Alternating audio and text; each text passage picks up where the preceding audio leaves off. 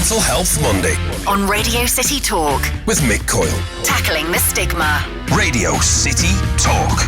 It's Mental Health Monday. My name is Mick Coyle. I do hope you well. Thank you for joining us on the programme as ever. We talk about mental health on the radio. That's what we do on the programme. Thank you to all the people who got involved in the show in regard to World Mental Health Day. I know I've mentioned this before, but we got so many offers of stories, guests, things that were going on. We did our best to sort of cram in as many as we could. You can still check out the World Mental Health Day special on our Listen Again feature. You'll get that on our social media. Thanks to everybody who did that. So many of the great stories that came forward on the day as well. We thought, you know what? World Mental Health Day is there for one day, but we're here every single week on Radio City Talk talking about mental health. So we're going to spread out some of those stories. And one of those stories you're going to be hearing today is from a young female artist who has got a single out, which she launched on World Mental Health Day. We'll be playing you a clip from the single, and it's raising money for Mind and Men Unite as well. Livvy K is our special guest. Livvy, great to see you. How are you? I'm great, thank you. How are you? Yeah, very good, thank you. Thanks for getting in touch. Your PR team were very proroactive in telling us about the work that you're doing. And you got the single, we'll play a clip of it as well. We don't want to play too much because we want people to go out and download it, because it's all about fundraising as well. Let's start off with who you are and where you're from. So my artist name is Livvy K, and I am from Lancashire. I'm from a small little place called Scaysbrick. And yeah, I released the song on the 10th of October, which was World Mental Health Day. And the song is called Broken. You're only young. How old are you? 18. 18. Yeah. I speak to many sort of different people from different age groups about mental health as well. And I do get a sense that younger people now are much more switched on to mental health. 100%. More so than older generations, my generation, or anyone who's gone before me. I think, especially with mental health, it does affect so many different people, you know. There is older people that suffer with mental health as well, because, you know, it's always been there. But I think since social media is so prominent now, it's highlighted a lot of the things, especially for my generation, with seeing other people on Instagram and comparing yourselves to other people. And social media is a great platform to see everybody, so you see everything. So definitely, yeah, my age bracket, it's definitely an issue that's getting worse, I think. Do you think that your age group are more equipped to talk about mental health, in terms of, we talk a lot about the word stigma on this program, people who are afraid to talk about mental health? What sort of experience have you seen about young people being open to talking about mental health? I think, yeah, you are completely 100% right with the stigma around mental health, because, like I say, I myself have struggled with mental health. And I struggled with the stigma as well, because it's like, you don't want to talk about it because, you know, you're supposed to put up this front that you're strong, or you're the funny one, and, you know, you're not allowed to feel that kind of way. So I think there's always going to be a stigma around it. That's why we do the mental health chats and stuff, because we're trying to eliminate that.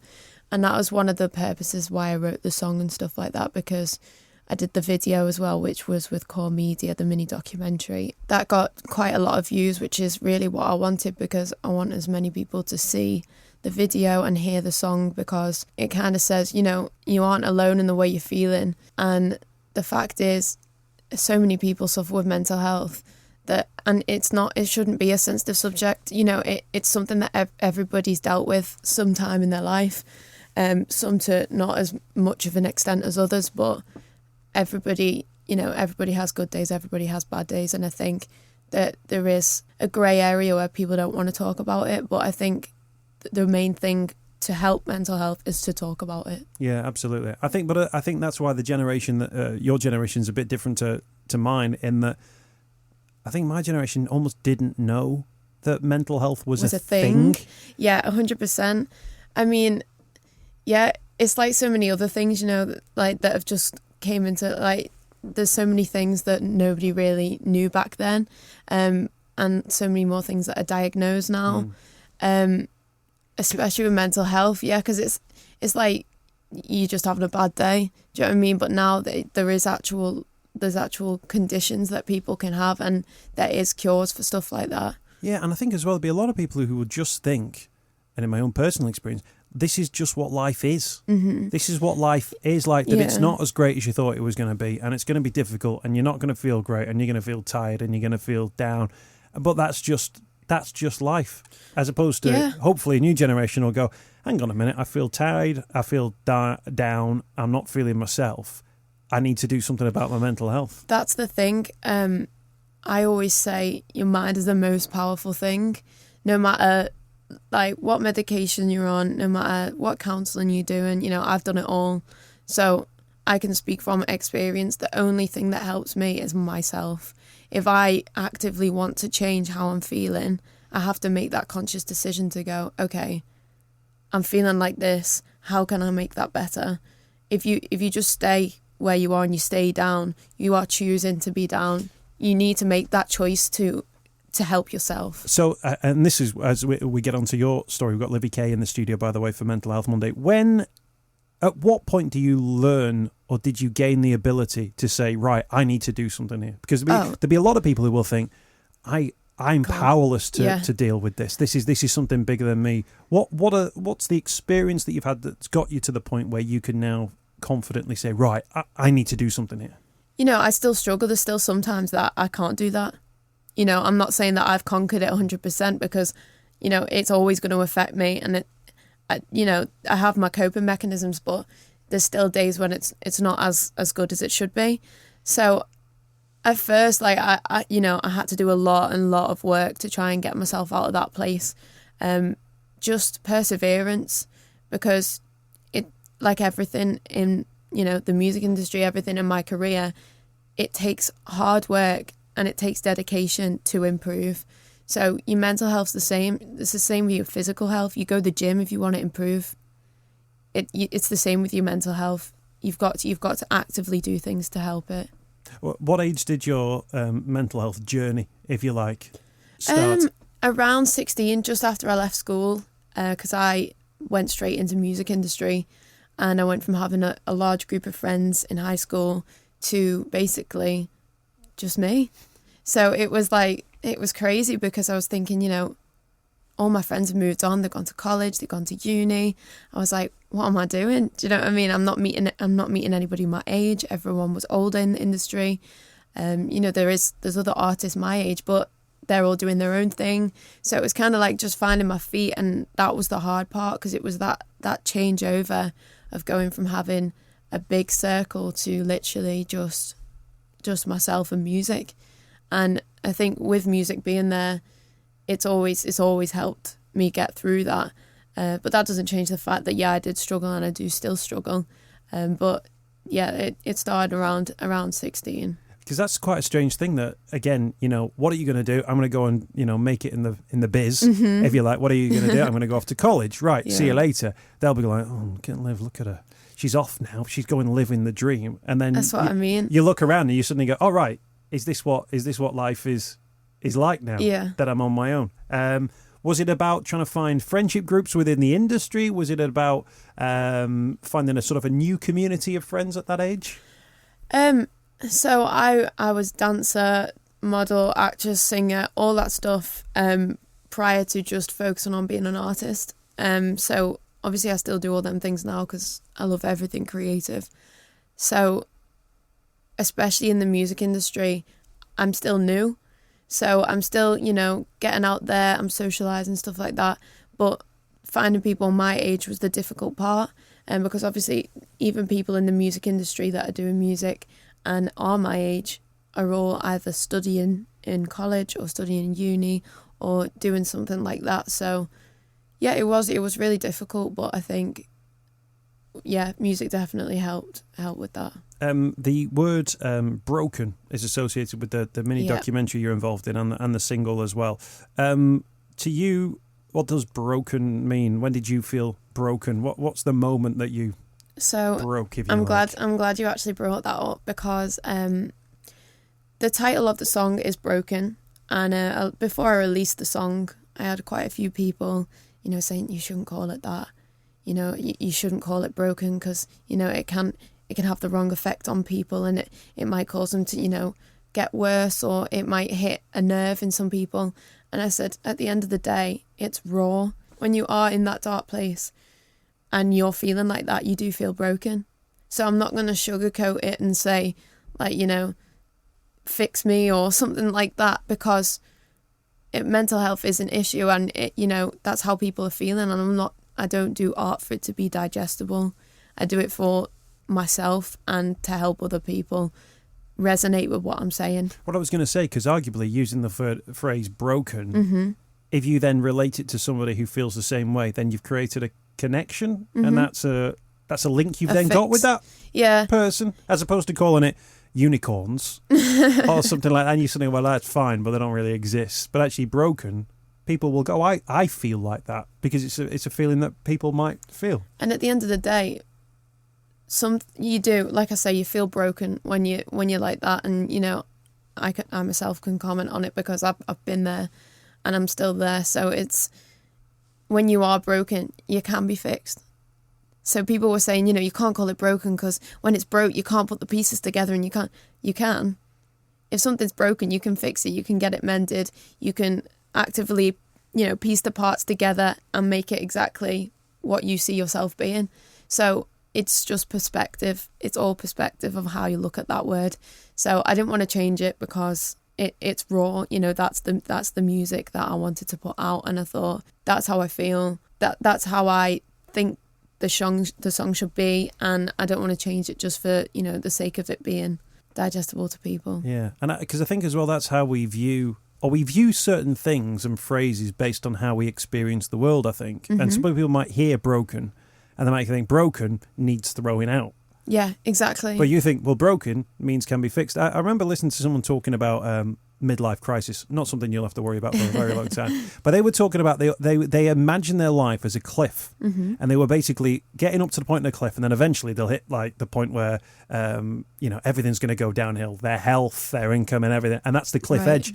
And they met someone who just said, well, just think of life as a roller coaster where you're kind of going up for a bit, then you come down for a bit, and then you might have a big loop, but then at the other side it goes up again.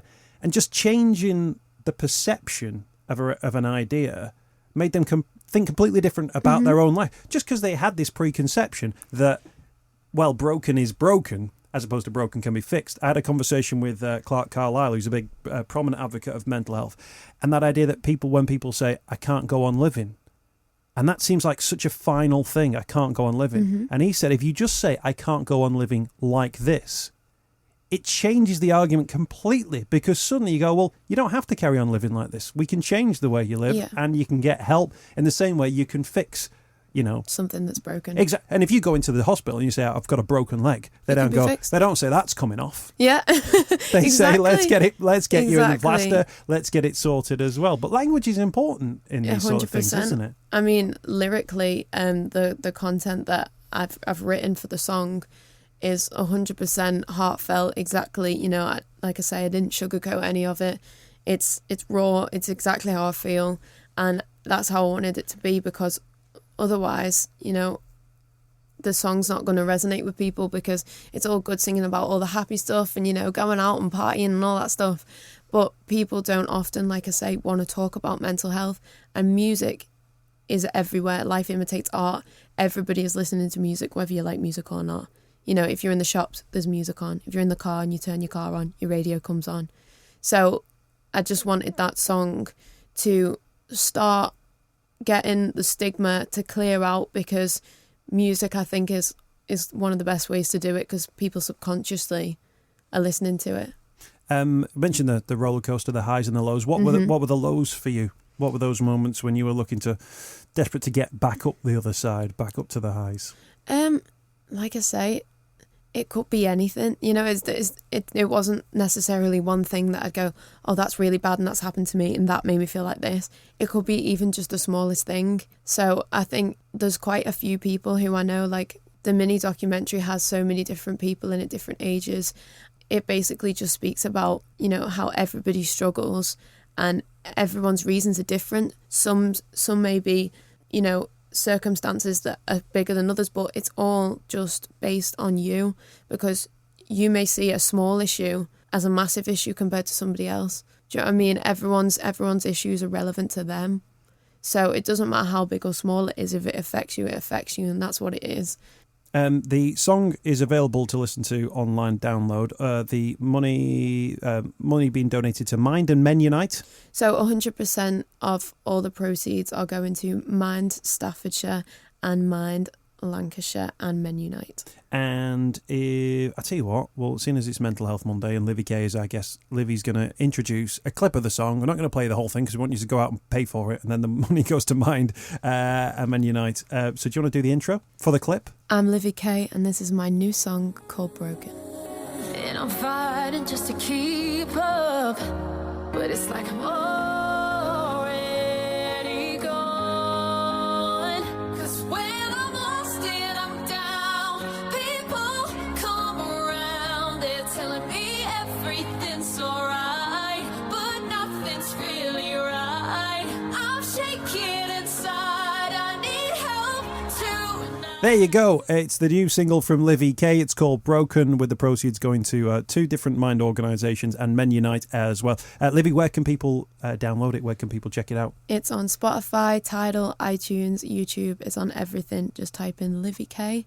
And my social media, it's also in the link in the bio at Who Is Livvy K. And we'll get some more on our social media too, at Radio City Talk. Sitting alongside this is this mini documentary, which we'll get the links up on social media.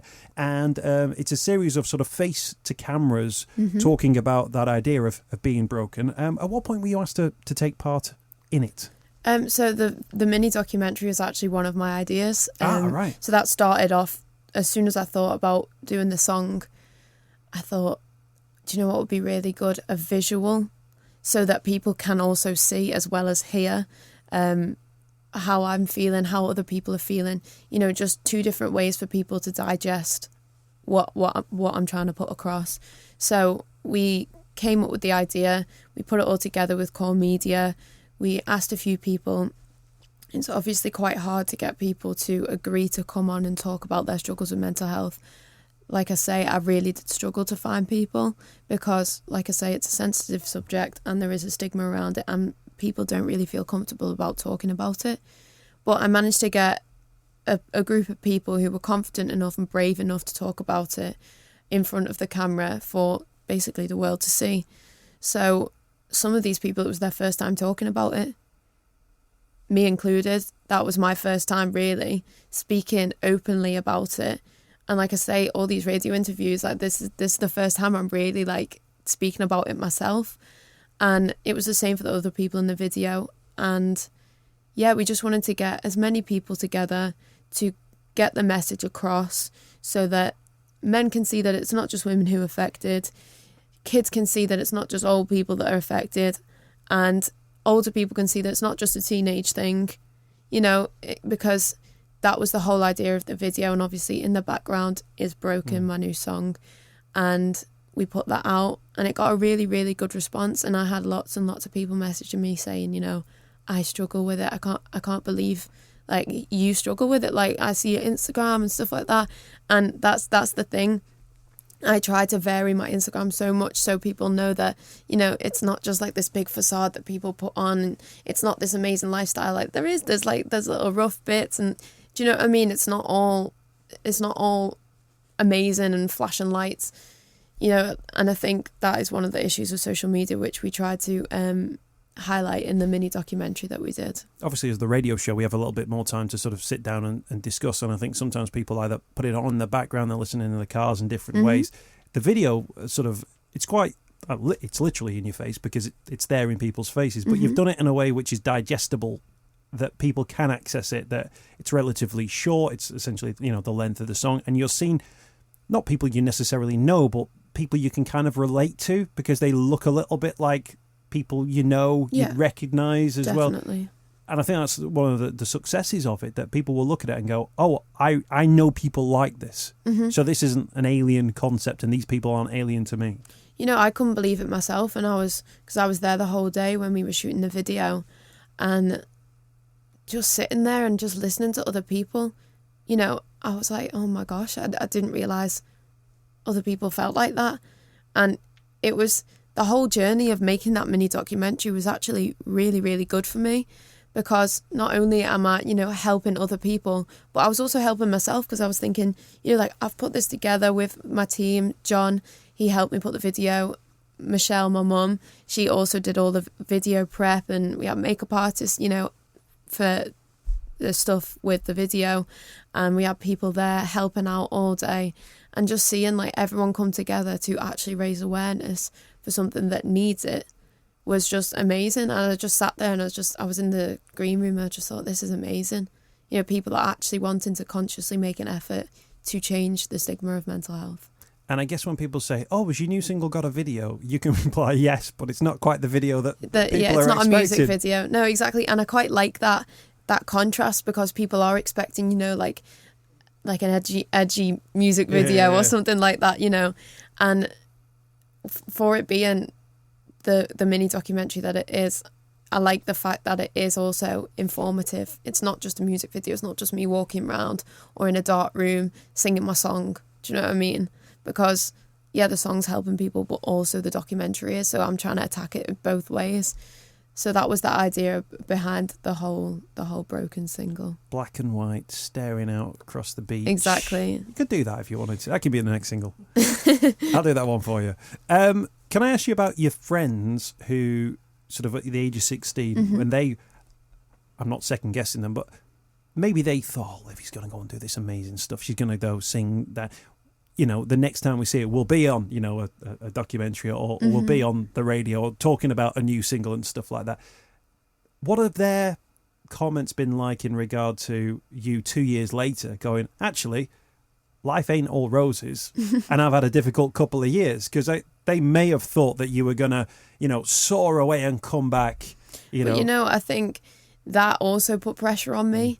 Because I've got so many different people from school going, well, she's not going to college, she's not going to uni, she's off doing this.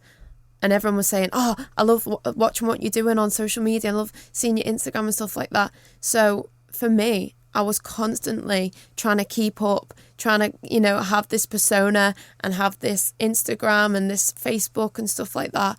And at the end of the day, you've got to give yourself a break, because I was trying to keep up with their reality of what they thought I was doing. And in real life, like, I was in the studio, I was doing videos and stuff like that.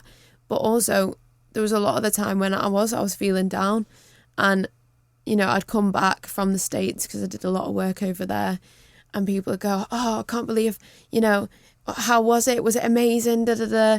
And it's like, yeah, it was really good. But, you know, you don't see the other side of it as well. And it's hard to show people the other side, because obviously I want to keep everything on social media 100% genuine. But when people are suffering with mental health, all they see is the amazing stuff. You know, they don't see all the other stuff on social media. So it is hard, and it was hard for me to basically keep posting all these pictures and videos and stuff like that. But that was when I realised, okay, who am I as an artist? What am I doing? What do I want to achieve? And what's my vision? Because I was just trying to keep up with their vision of what they thought I should be. So when I thought of that, I thought, right, okay, this needs to change. And that was literally on the flip side, when I was kind of thinking, okay, now I can start to control my emotions and how I'm feeling. And from there, yeah, it really helped me. Does that mean Broken is a bit of a springboard as to, well, now you know what I've been going through, I could be honest with you about where I'm going next, if you like? It was almost a detox for me, because I'd been keeping the feelings inside for a while. Then one of my writers, who I work with in the States, John Gillette, really close friend of mine, he's basically said to me, he's like, you know, you should put it out. You know, you've wrote this big journal of all your feelings. Put it together. Let's write a song together. Let's put it out. And another friend of mine, Solly, he was involved with it.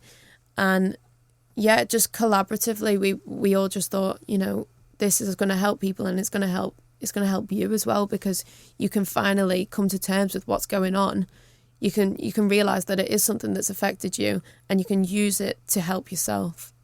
Where's your journey take you next? You're busy all the time. You've been doing loads of stuff. America is a sort of a part of your life in terms of like the office space, the pressures that come with it as well. What are you hoping to achieve in the sort of in terms of the smaller goals that you now have with this sort of new mindset going forward? To be honest, just now, like just in the studio, I just realised like how crazy it is, because sometimes, because you are that busy, you don't actually have time to sit down and think, look at all the stuff that I've achieved in like 2 years.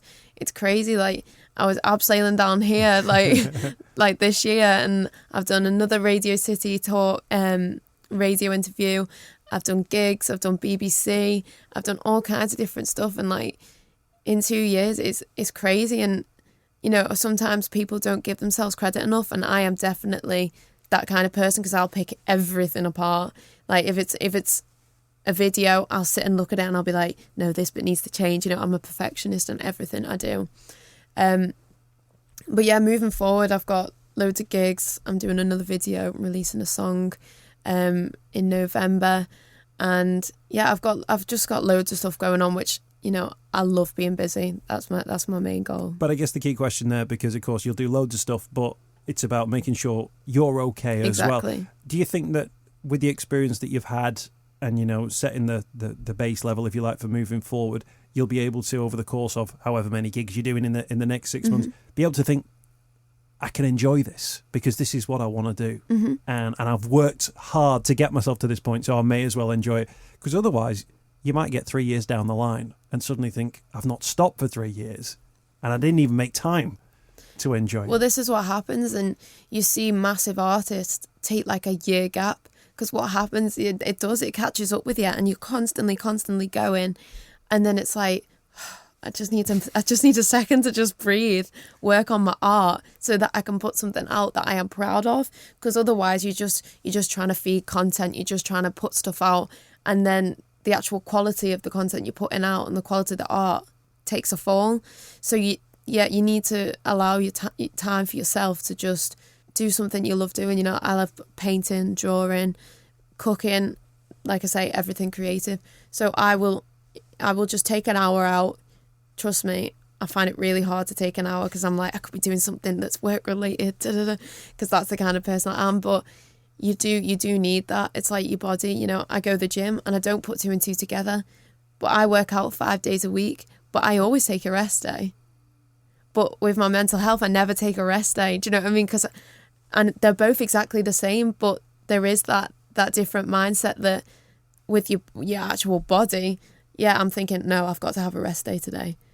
Whereas with my mental health, I'm like, no, I'll have a rest day next year. Exactly, but it's something we're working on ourselves all the time, isn't it? How we're dealing with things and how we're coping with life as it comes at us, and it throws things that we're not expecting, you know. But that resilience is there, and it gets built upon. And as we get older, I think we learn to deal with those things. Hopefully, you know, that can give us positive outcomes in life. If people want to check out the single and watch the video, where's the best place for them to go for it? So the song Broken is out on every download platform: iTunes, Spotify, Tidal, YouTube, you name it, and it's there. Just type in Livvy K and it'll come straight up. And also the music video, which is the mini documentary that we did, you can find on my Instagram, the link in the bio, and my Instagram is @whoislivvyk. If you were confused by any of those names because it wasn't the local record shop, ask any young person. They will explain them all and they'll give you all the details. Yeah, just ask anybody who's a millennium. When in doubt, ask a millennial. Thank you for your time, Livvy. Best of luck with everything. Thanks you very much. Letting us play your single as well. Good luck, and well done for all the fundraising you're doing. Livvy K, our guest on Mental Health Monday. Mental Health Monday with Mick Coyle. On Radio City Talk.